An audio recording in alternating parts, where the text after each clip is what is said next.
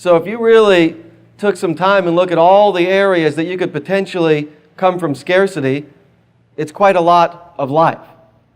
So let's look at where does that come from. And I invite each of us to consider that although we may not have originated it like first ever in history, we're each originating it for ourselves, moment to moment, day after day, and so on. What's the basis of our existence in a scarcity? Try this. Once you've identified yourself as a substance, now you start the ball rolling as far as scarcity. Once you identify yourself as a substance which endures through time, you've now got scarcity right in front of you. So once you've got that, self as substance, enduring through time, now you've got a beginning, a middle, and an end. And once you've got that, then you got fear and anxiety about what? About reaching that end. So then from there, the natural thing is you're going to have an urge to endure. An urge for certainty. Certainty and security. And once you've got the urge for certainty and security, you've got attachment, you've got clinging.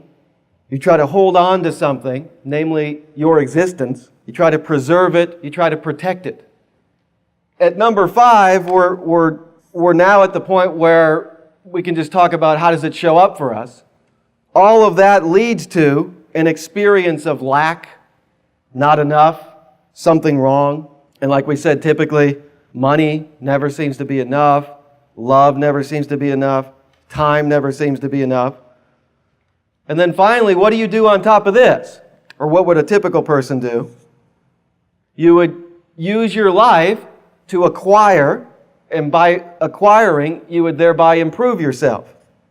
And when you push it all the way to the foundation of it, at least for me, I begin to wonder, well, hell, if it's that seeped in our very consciousness of ourselves, what hope is there to possibly do anything about it? Listening to this as information or a psychology lecture or something like that won't get you very far. So what I recommend that you do, if you're open to it, is to look at this, think about it, and especially look at how can you relate to this? How does this show up in your life? So I want to hear from a couple of people. Hi, my name's Ian. It clicks a lot for me. Like the beginning, the middle, and the end. You know, I have a big, as we were talking about earlier, I have a big conversation about my level of energy, and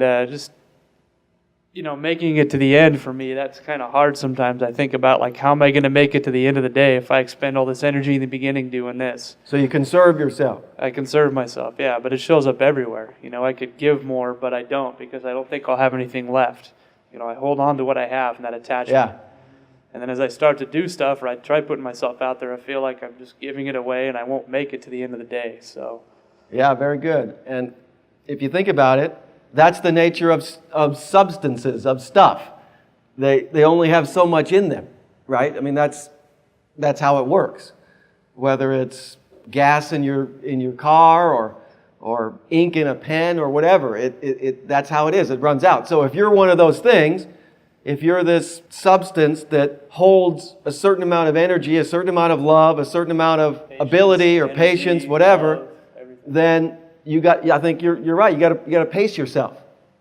Very good, thanks. Somebody else, talk about how you can relate to this, how this speaks to you.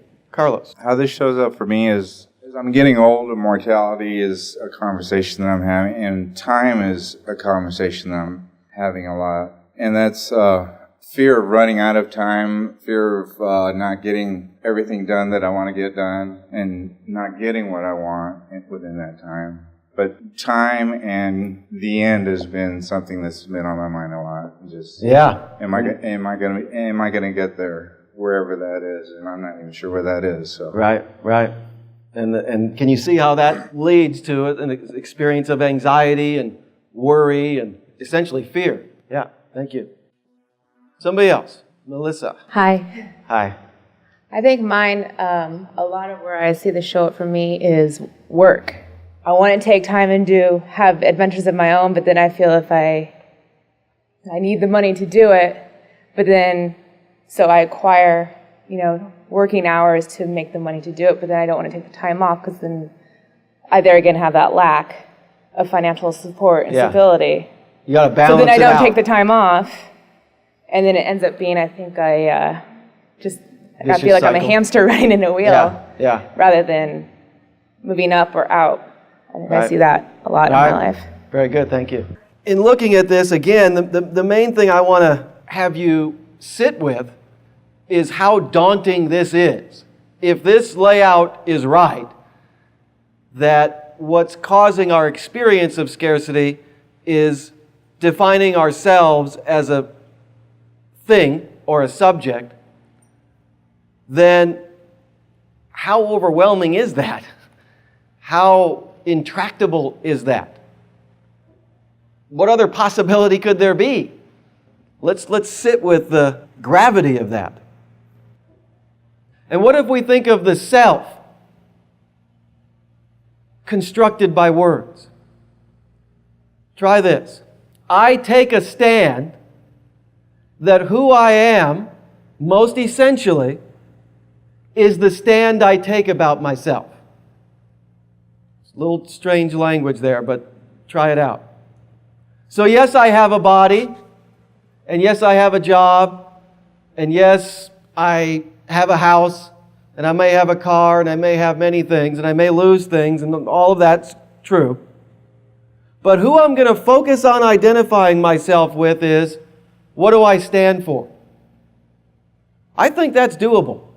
I think a guy or a gal could really do that. It would take focus, and of course, that focus really comes into play when you're in the middle of some shitstorm and the world's closing in around you and everything's going south. It's at that moment one must focus in on, hey, wait a minute. If I lose all that, I'll be all right. Who am I really? I'm the stand I take.